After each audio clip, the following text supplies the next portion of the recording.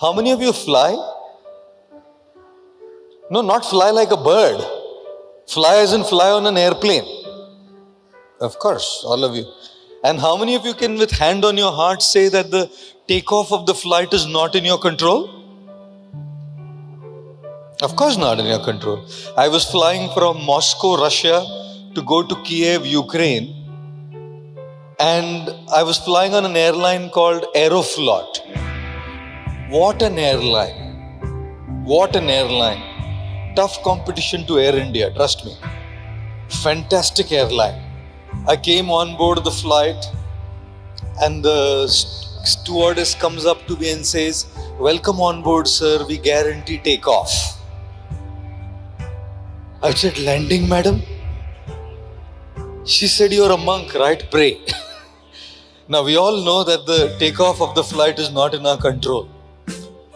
By the way, I know a lot of you are from Kerala and you might love to listen to this in Malayalam. But enakku Malayalam mariyalla. Adukonde njan Englishil samsarikkum. Yeah, that's right. Okay, that's how much Malayalam I did. I learned that from the driver in the car. I asked him how to say it when we started the drive and practiced it all the way here. I did well, right?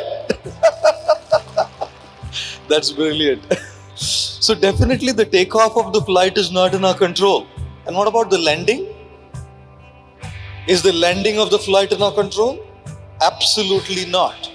There were three greatest fears people had back in the day. Number one was the fear of public speaking. Anybody has that? When you come on stage, you feel butterflies in your stomach. Number two was the fear of death. Anybody has fear of death? Those of you who are not raising your hands can come to me. I have a machine gun in my bag. We will try that on you, how fearful you are after we finish the talk. And number three is the fear of flying on a plane. That's probably why they would call an airport a terminal. Maybe, I have no clue, But these three were the biggest fears people had back in the day. Today, these three fears have been replaced. Number one is the fear of your battery dying on the phone. Number two is poor Wi-Fi signal. And number three is that Sudarshan Chakra still buffering when you watch Netflix. I'm telling you, man, seriously, you get like too much, isn't it? Absolutely too much. But we know that the takeoff of the flight and the landing of the flight is not in our control. And in between the takeoff and the landing, the entire journey of the plane, there's a lot of turbulence. The flight shakes, the flight becomes wobbly, it's very scary when the flight goes through a cloud. There's tremendous turbulence. And it's amazing that all these three things, the takeoff, the landing, the turbulence, three very major factors of the flight, the journey, are not in our control. And that's exactly how life is, I feel. The takeoff of the journey of our life, represented by our birth, is not in our control. How many of you chose your parents, guys?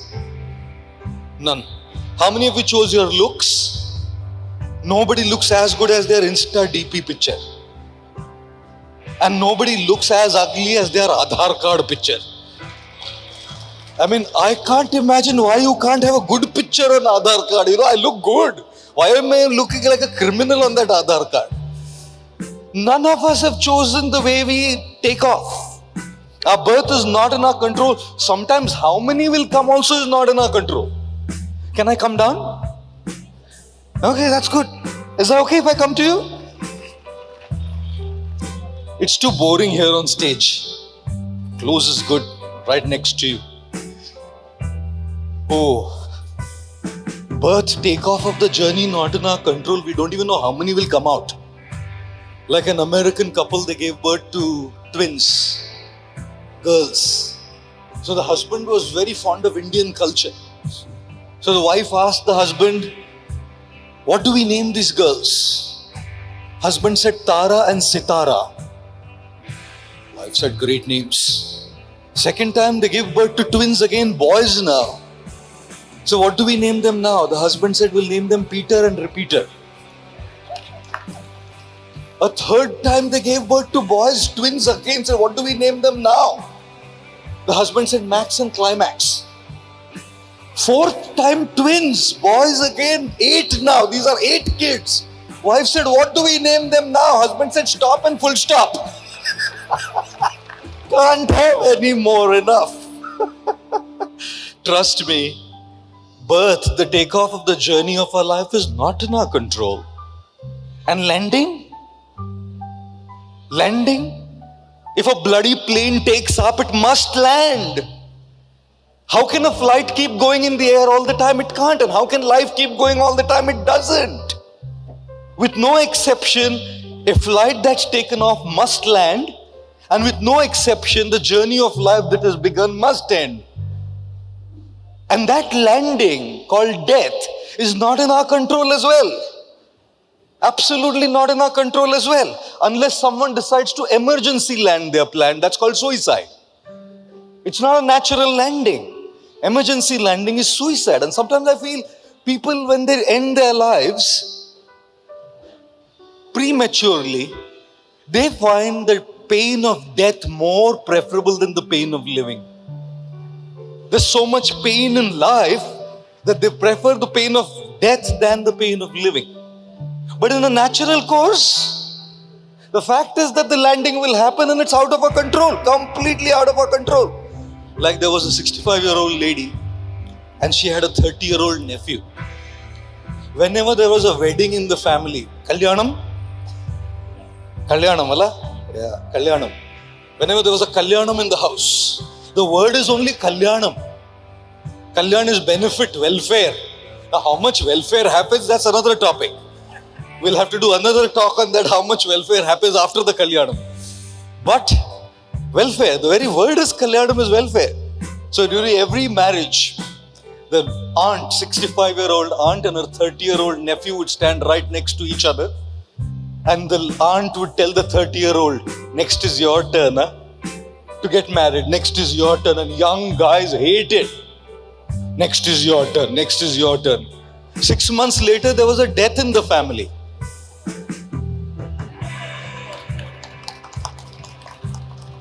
Both went for the funeral. Both stood right next to each other. This time the nephew said,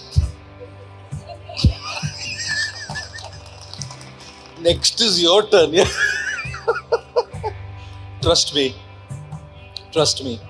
Whose turn is next, we don't know. When that turn comes, we don't know. But the fact is that a flight does take off and it does land. The journey of life does take off and the journey of life does end. The problem is, birth is an event. It happens, done. Death is an event. It happens, done. We don't want to talk about that bloody stuff. Sometimes spirituality is so much about talking about death. Why do we want to talk about death? Have you been given life to talk about death and focus on death? Landing is an event. Takeoff is an event. The journey is what's important. Between the takeoff and the landing, there's an entire journey called life. And living that life, living that journey is extremely crucial, extremely beautiful. We want to make that journey beautiful. We want to make that journey meaningful. We want to make that journey joyful. We want to make that journey purposeful. We're not focused on death. We're not focused on life. You know what? When you fall in love with somebody, how many of you are in love with somebody? Oh wow. I'm not asking who. I'm not asking if you're in love with somebody. Wow. Amazing, isn't it?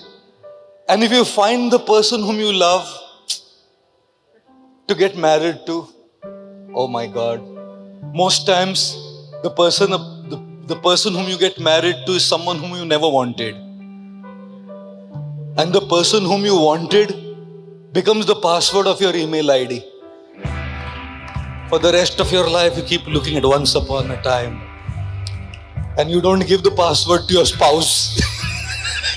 Because if you give the password to your spouse, they know what's happening. Isn't it? I'll tell you what, guys.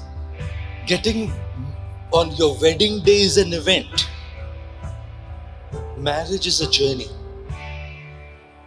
Wedding will get over. The festivities will get over. The sadhya will get over. The wedding food will all get over. Responsibilities of the journey will continue. Getting admitted into a college and getting a good degree is an event. One guy was standing outside an MBA college, filling his form to get admission into MBA. And he's asking the watchman, sir, how is the college? Watchman said, very good college. I did my MBA from here only. Right. So just in case things don't work, you have a good job for yourself. I'll tell you what, all these are events. Getting a degree is an event. A career is a journey. Wedding is an event. Marriage is a journey. Birth and death are events. Life is a journey. And in living, you know what's happened with a lot of us? We focus so much on the destination, we forget the journey. I want to become a billionaire, but what about the years till you get there?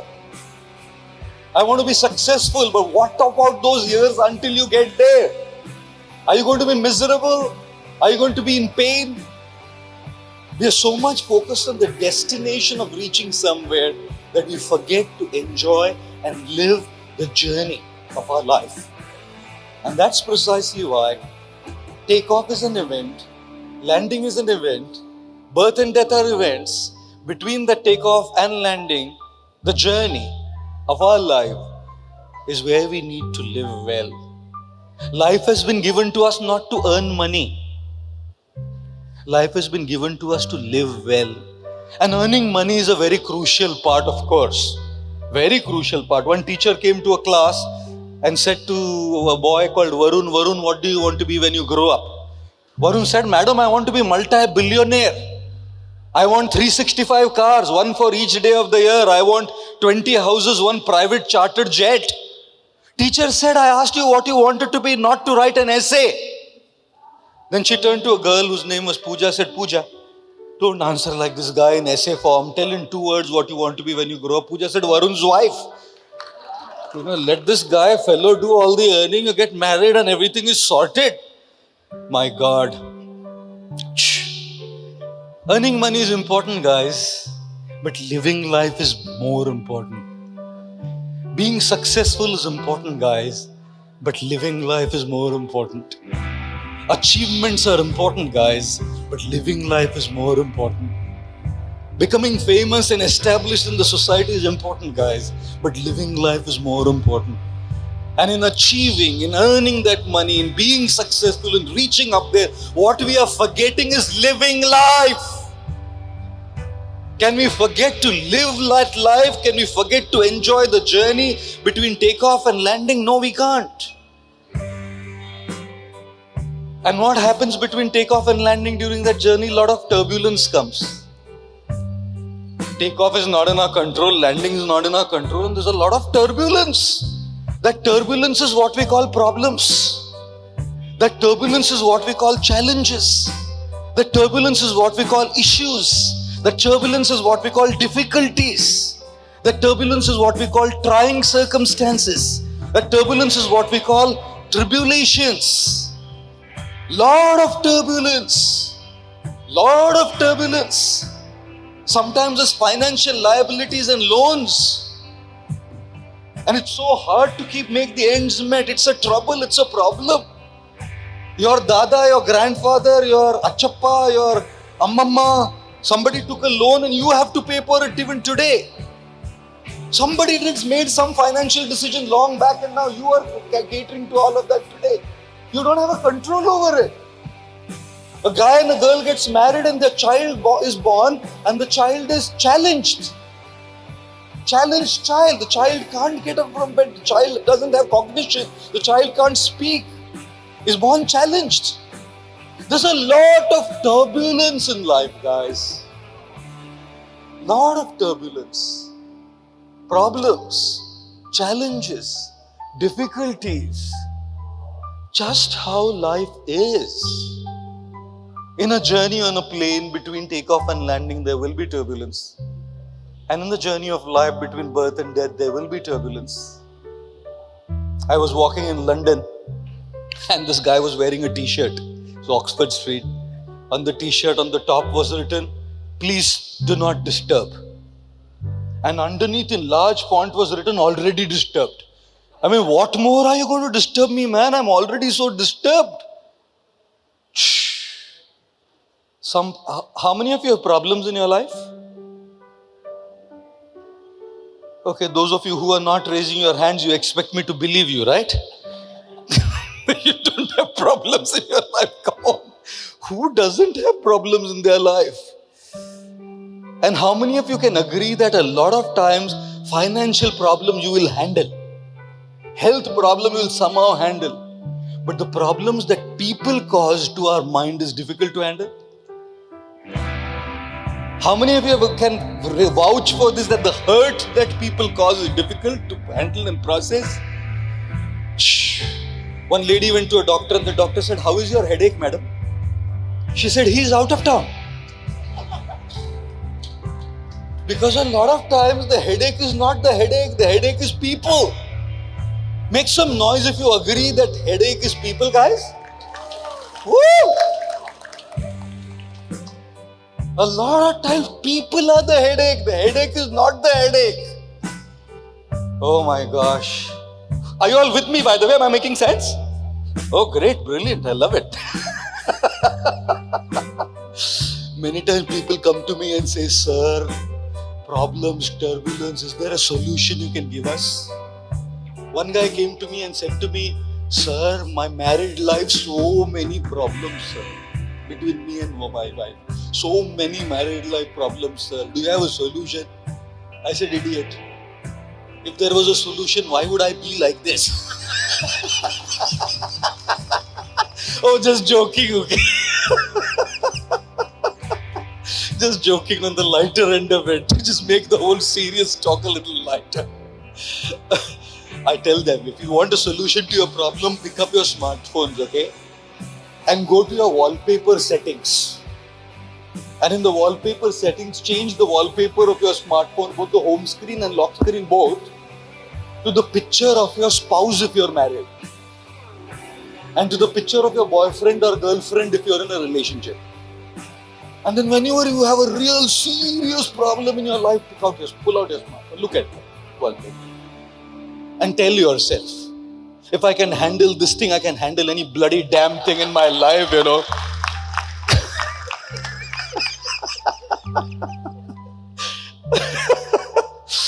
Wish things were that easy, just joking.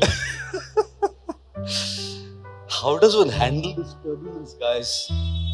Too much turbulence. Sorry to say, but this turbulence is causing pain. The battle of the mind is not finance.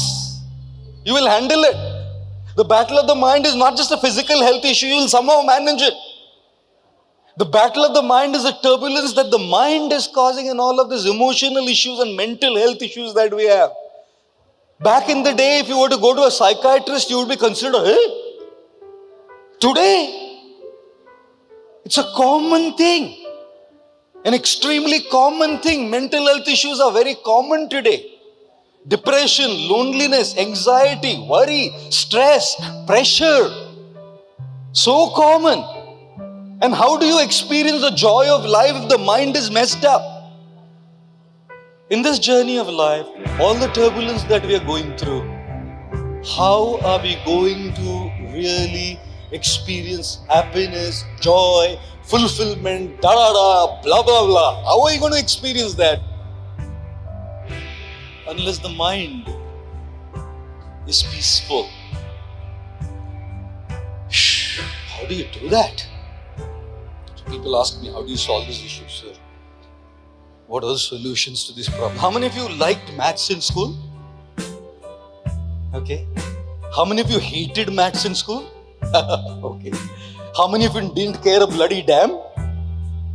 Maths, who cares, man? Get past and just go out. Who cares? Maths is just a object, pass it, get out. There was a teacher.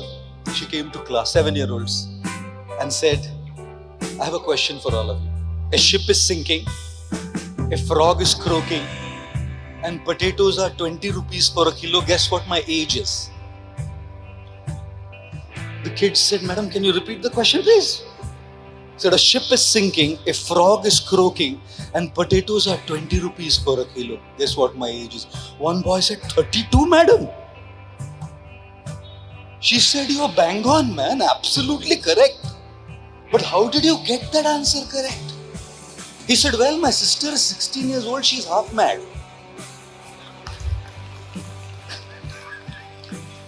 Who asks an unconnected, unrelated question like that?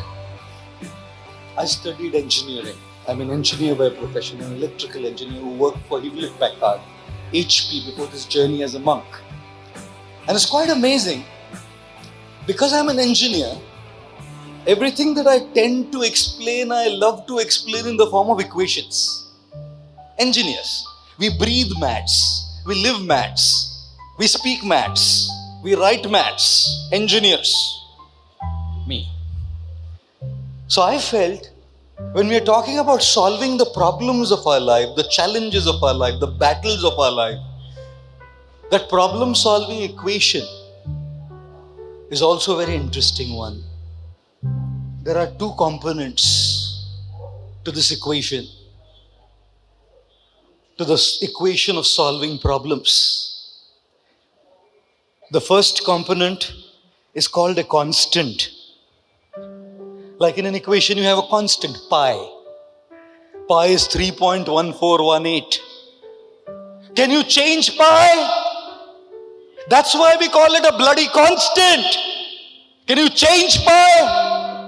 All your efforts, all your hard work, all your hustle to change the value of pi is crappy stupidity. It's shit, bullshit. How can you change pi? Its value is constant. We call it a constant. And in this equation of problems in our life, we're going to have certain aspects of our life which are constants. We can't change them. If a couple gives birth to a challenged child and the challenged child is challenged, you can't change it. If you have a relative at home who's terminally ill, 4th stage cancer, you can't change it. You have a financial liability of 63 crores and your salary is 20,000 rupees a month. How are you going to change that situation? A lot of times there's this component of problems in our life, that component which happens to be a constant. And no matter what you try to do, it's hard to change it. People's nature. How many of you can change your husband's nature? You can change, madam. A loud round of applause for madam. She's been successful in changing her husband's nature. Your husband, congratulations, madam. No, he made her raise the hand. How many of you can change your wife? No, change your wife, not as in marry again. Change as in change her nature. I said, how many of you can change your wife? All men are saying, yes, we are ready, sir. There is a constant element to people. You can adjust a little bit. You can't change people's natures.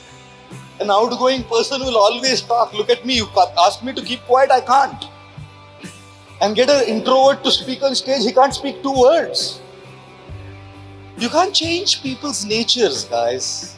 You can't. You can't change certain situations. And to change that constant, that pi, is like going and hitting your head. Enda paranju? Sugam? Nothing. Sugam? When you go to try to change the problems, you have that constant, that pi. It's like hitting your head against a wall. When you hit your head against the wall doesn't move. Your head hurts. When you go and hit your head against the wall doesn't move. You hurt your head constantly by beating your head against the wall. The only condition in which the wall starts moving is if there is a compulsive alcoholic, completely drunk. One guy came to me and said, Guruji, Swamiji, what is more powerful? 15 liters of milk or 200 ml of Smirnoff vodka? I mean, what a question to ask a monk. I said 15 liters milk. Straight. No argument. No. He said, wrong, Swamiji. I said, how am I wrong, man? He said, you drink 15 liters of milk. Go and kick the wall. Beat the wall. Beat your head against the wall. Wall will move. Just take 200 ml of vodka without soda in it. Don't do anything. Just stand. Wall will automatically start moving. That's what this guy said. Trust me, ladies and gentlemen. By beating your head against the wall doesn't move. You hurt your head. By beating your head against the constants don't change. You cause pain to yourself. How many times have we been in tremendous emotional and mental pain by trying to focus on those things that are completely beyond our control? Mental health is about stopping to focus on the pie. Energize your mind, the book I wrote. The purpose of the book was to help people stop focusing on the pie. I don't want to focus on the pie. I don't want to focus on 3.1418 because that is a bloody constant. I can't change it. And I'm going to just hurt myself if I focus on that. But in every equation along with that constant pi, there is also a variable called x. That is a variable. You can change it. You can work on it. You can focus on it. That x, that variable is what life is all about. Energize your mind is about changing your focus. Energize your mind is about shifting your attention. Not giving your attention to your constants, giving your attention to your variables. Because when you focus on the variables, you can do something about life. The more you focus on the pie, you will be depressed. The more you focus on the X, you will feel hope. The more you focus on the pie, you will feel disempowered. The more you focus on the X, you will feel empowered. The more you focus on the pie, you will feel paralyzed.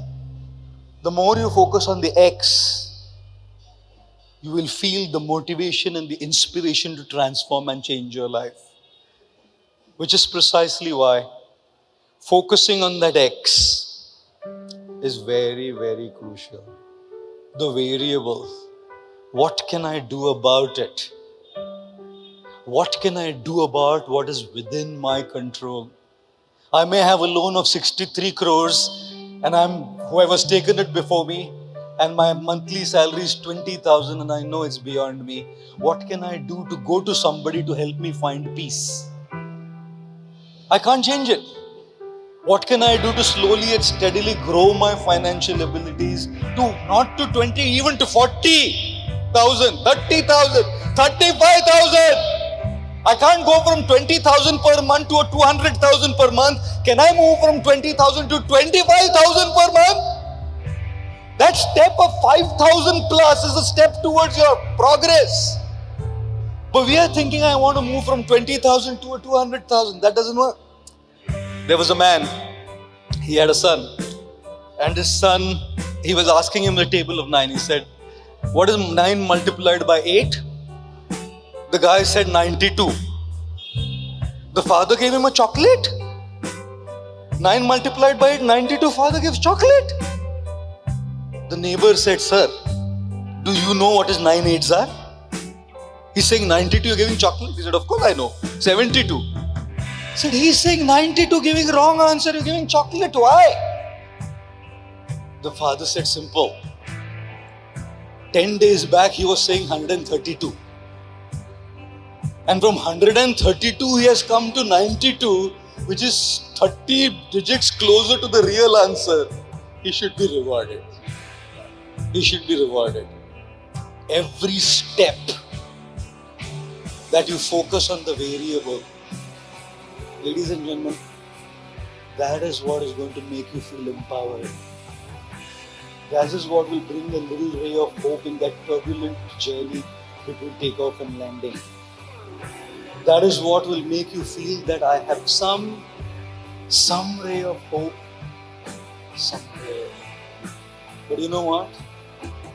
The problem is, not the X. Not as X as in X. Nowadays when you say X, you know what comes to people's mind? Look at this guy, how much he's smiling. Enda morne? Enda morne? X. Who is the X in the equation? Look at his smile. The way you speak is making me smile. He's saying the way you speak is making me. I'm no worry, I'm just joking, okay? You're right in front of me. You're like the victim of my talk. Happy. Oh, thank you. What's your name? Anubhav. Anubhav, thank you. Oh. Working on the X is still okay, you know, it empowers us. But meanwhile, the pie keeps hurting. Even if you accept the pie, it still keeps hurting a lot, no? That pie hurts a lot. Imagine a terminally ill patient at home. You can keep focusing on the X. I want to love her more. I want to make the last years of my mother very beautiful. But I still have the pain, the constant, the pie of losing her in a few months or a year. I have had a divorce or a breakup. And in that breakup or divorce, I've accepted it, pie. I can't do anything about it. I'm moving on, focusing on the X. But the pain still remains. And I have to deal with that. Lot of pain. There's a lot going on in here. Churning our minds. Affecting our minds in ways that are not describable just in words. You can't describe how people feel just in words. People say rate on a scale of 1 to 10 how painful you feel. There's no metrics. You can't give a metrics to how you feel emotionally. You can measure your waistline 36, 34, 38, 32, size 0. You can measure your waistline. You can't measure your emotions like that. So how much pain do you feel? How happy do you feel? I feel very happy. Very. What is that very? Is there a metric? Is there a metric to say very means how happy? Is there a metric to say very pained? I feel very hurt. Very hurt means how hurt? You can measure your waistlines, you can measure your chest, you can measure your arms. You can't measure your emotions. It's very difficult to give a metric, a number, a figure to emotions. The reason I wrote Energize Your Mind was this. To help people move from the pie to the X. To help people focus on the variable, not just focus on the constant. I want to ask you guys a question, okay? Your Kerala is really warm, huh? Oh my God, I'm sweaty. Already sweaty. If I would have sat down, I was fine. I'm walking. You guys are enjoying. You're wearing a blazer, sir. Why? Take it off. It's okay. It's so. Oh, the battle. You say the battle is going on in our mind whether to remove or not remove. Take it off. It's okay, sir. It's so hot and warm. God.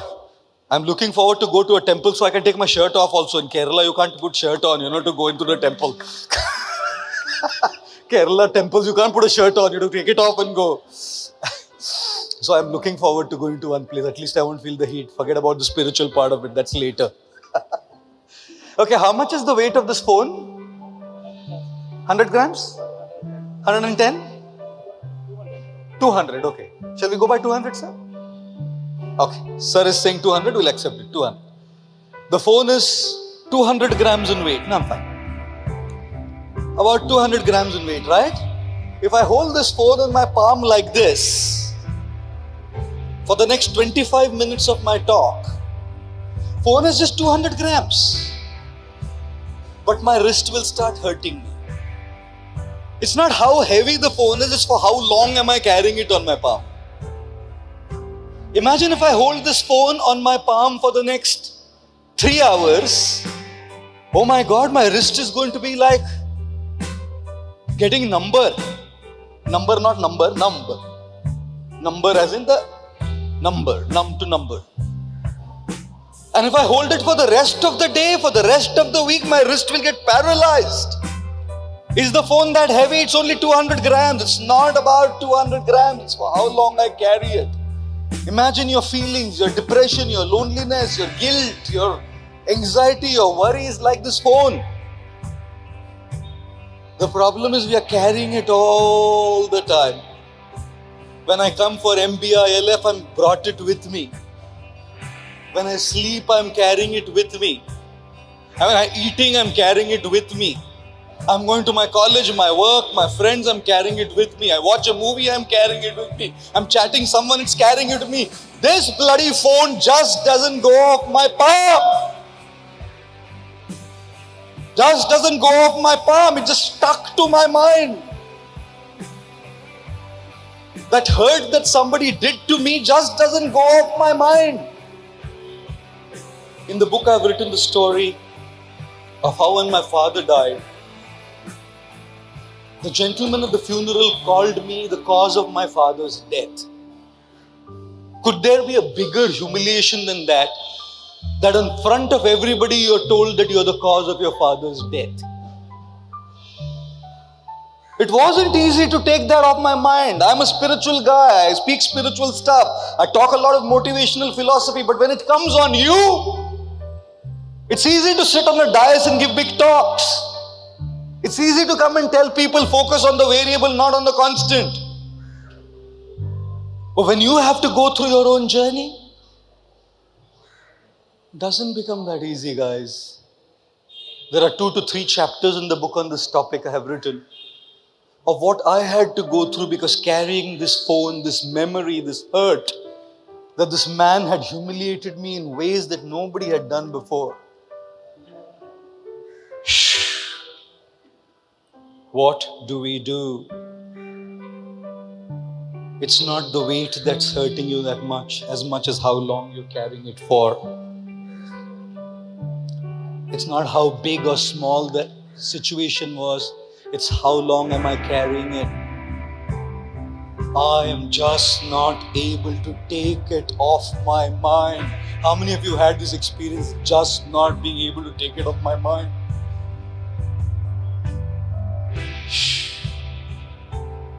Energize Your Mind was written to help you do this, so that your mind feels a little better. And you can't take it off immediately. You can't take it off forever. It's going to be there. Don't think that it will go away. When people say forgive and forget, that's the biggest shit I've heard. That's the biggest shit I've heard. Forgive is possible, forget is not. Forgive, you can let go. Forget, you cannot. Every time that person comes in front of you, the whole episode starts again. There's always going to be a trigger that will restart the whole process again. Which is why I'm not saying that the phone has to be kept down forever. It can't be. I'm just saying every now and then, if you can keep the phone down, your wrist will feel better. And then you can once again take it and handle it rightly. What is the purpose of this book? Every now and then you need to just detox your mind. Even if it makes you feel better for a day, your mind is more recharged. Like even if I keep this phone away for 15 minutes, my wrist will start feeling a little better. So what I'm asking all of you to do is not that crap, that let go of everything. You can't. It's going to be there. What I'm asking all of you to do is just take it off every now and then. The book has varieties of exercises to do that. How do you take off your guilt? How do you deal with the chatter of your mind? How do you deal with overthinking? How do you deal with depression? Take it off. And guess what, guys? Even better than that you must do. But imagine if there was another hand that was there below your hand, arm. If there's just another hand, the weight becomes much easier to handle. One way is to take it off. every now and then. But second day is, Anubhav, can you put a palm on your hand? This has become my favorite now. Give more strength, man. He's just holding it lightly. If somebody just holds your palm like this, the weight is now shared. Why are you dealing with what you're going through alone? Mental health, the issues of mental health are because we are fighting them alone. You don't have to fight them alone. Let's take out this taboo around mental health that we can't speak up. Why should we not speak up? Let's take out this taboo around mental health that we can't go to a psychiatrist, a psychologist, a therapist. Why do we have to fight all of these things alone? We don't have to fight any of these things alone, guys. In this entire process, if I just find someone who can support me, oh, how much easier life will be. And that needs a little humility. That needs a little vulnerability to say that, okay, I have a problem. I have a problem. Don't go on dragging it in your mind, guys. Life is being miserable only because of that. Speak up. Open your heart. Speak up the feelings of your heart to someone whom you trust. Take professional help if required. But speak up. Every time you speak up, you take the phone off your hand. Every time you take help, you have somebody's palm underneath your palm to help deal with what you're going through. And that is what it is all about. That is what the journey of life is all about. That is what energize your mind is all about. Where you actually, between the takeoff and landing, handle the turbulence like this. You focus on the X and feel empowered. And to deal with the pain of the pie, this is what you do. Take it off every now and then, journaling, gratitude, speaking to someone, and seeking help, professional if needed, to just get that support system a little bit better and truly energized. That is what will make life fully complete. Otherwise, life is anyways going to be finished, guys. Finished. Somebody asked a guy, what is the difference between the English word complete and finished? He said, if you get the right person to get married to, life is complete. If you get married to the wrong person, life is finished. But if the right one catches you in the wrong one, life is completely finished. Ladies and gentlemen, you've been a sport. It's been a great pleasure speaking to all of you. Thank you all very, very much for coming here in large numbers, and it's been a great pleasure. Oh, thank you, madam. Your cheering and rooting is the most amazing. Thank you. Yes, if there be any questions anybody has, we have a couple of minutes for questions and answers. Yes. Yes. My favorite Anubhav, yes.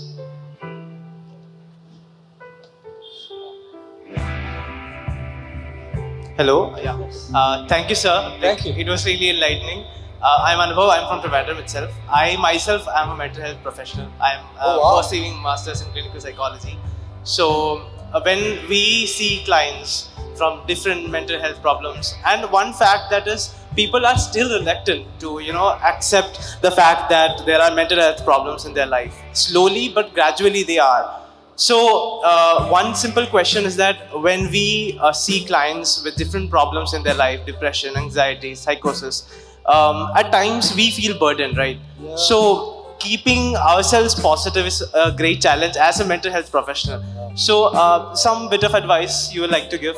Thank you Anubhav for that question. A loud round Thank of you, applause for Anubhav. He's a mental health professional. He's pursuing his masters in clinical psychology. And that's such a need for the day to be able to help people with the issues of their mind. And his question is brilliant too. Because when you're constantly only hearing people's problems, like people come to me with their issues too. Every day I have to hear so many problems with people, similar to you. They'll come to me, and while they're going, they'll say, Guruji, Swamiji, I'm feeling so light. And in my mind I say, I'm feeling so heavy. Because what they're doing is they're dumping their energy on you, not because they like to do it, They just are helpless. They're just helpless. So when they come and share their issues with you, it's not just words, it's not just situations, it's not just stories, it's an energy. It's a strong, intense, negative energy. Because if it's words, you can forget it. If it's situations, you can forget it. You can't deal with an energy. And anybody who's into the space of helping others deal with their challenges and issues, they're going to have to deal with that energy, right? Now, when you have to deal with so much negative energy, how can you deal with it unless you have the capacity to handle it? Correct? So everybody who's trying to help others has to increase their immunity and capacity to handle those things. Like during COVID, all the COVID health professionals were going out there and dealing with COVID cases, but they were keeping their immunity very high because otherwise they would be infected. And if they are infected, who treats the patients? Correct? So what are those ways by which you increase your immunity? What is it that you do to increase your mental resilience? Like if I charge a phone, it'll be discharged in 8 hours. I'll need to charge that phone again. Every mental health professional is like a phone. You need to charge yourself, but when you go out there, you're going to get discharged, man. Constantly keep charging yourself. And how do you charge yourself? Number one, for everybody who is helping others, self-care is pivotal. If you don't care for yourself, you can't care for anybody. You know, when you're on a plane, the stewardess will make safety announcements. If there be a lack of oxygen supply in the cabin, oxygen masks will deploy from the panel above your head. Pull the mask sharply towards yourself to activate the flow of oxygen. Put the mask on your face, secure the mask on your face and breathe normally. Make sure your mask is securely fastened before helping others. Right? So how are you going to put others' mask on place unless your mask is on place? So self-care is pivotal. Pay attention to your physical health. Don't neglect your health. Fitness, sleep, diet are crucial. Not just that, have somebody who is a confidant with whom you can speak up. If they're coming and speaking up to you, there may be something that sticks to your mind. You need to vent out. You need to practice journaling. You need to vent out all your feelings. Write everything that you're going through. Write it all down. Burn it, tear it, throw it, but put it all out. Because if you don't put it all out, it's going to stick and stay. Right? Do that. Third, practice conscious gratitude. How many of you like sambar or rasam or avial?